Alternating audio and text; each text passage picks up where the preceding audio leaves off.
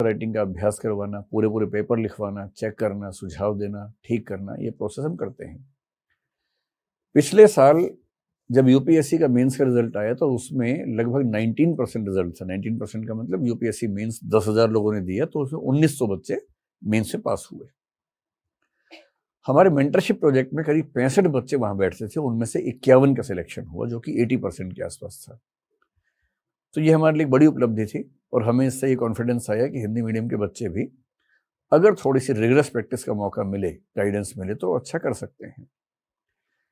2022 का अभी एग्जाम चल रहा है, मेंस का रिजल्ट आ गया है, इंटरव्यू शुरू होने वाले 5-7 दिन के बाद से। हिंदी मीडियम के बच्चे शायद 7 फरवरी के आसपास से उनके इंटरव्यू शुरू होने वाले हैं।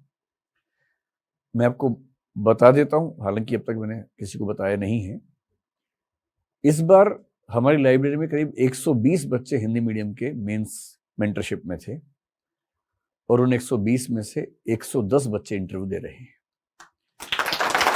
और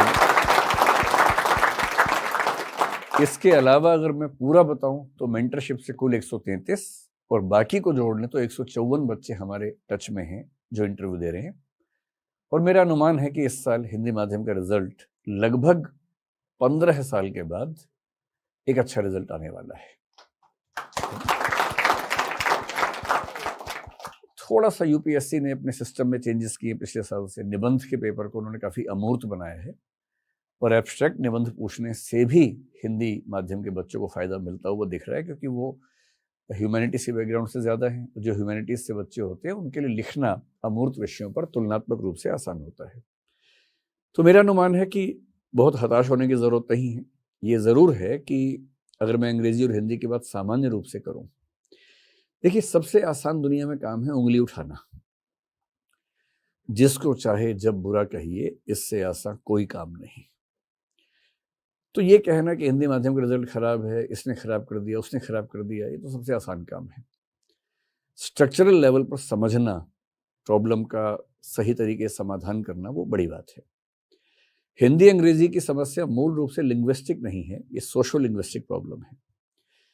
यानी किसी लैंग्वेज का सोसाइटी में क्या स्थान है, उसको बोलते हैं सोशो लिंग्विस्टिक्स। मैं अपनी क्लास में कई बार ये बात करता हूँ। आप में से अधिकांश लोग तो शायद अंग्रेजी माध्यम वाले रहे होंगे या हिंदी माध्यम के लोग भी आप में से कुछ मिक्स्ड होंगे शायद, चलिए मान लेते हैं।